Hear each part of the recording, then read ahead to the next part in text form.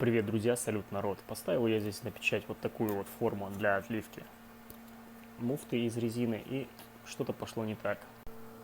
Посмотрите, друзья, форма напечаталась, все отлично, все в размер, но почему-то верхние слои не пропечатались, и осталось только заполнение, хотя верхние слои должны были быть вот такими гладенькими, чтобы мы могли объединить эти две формы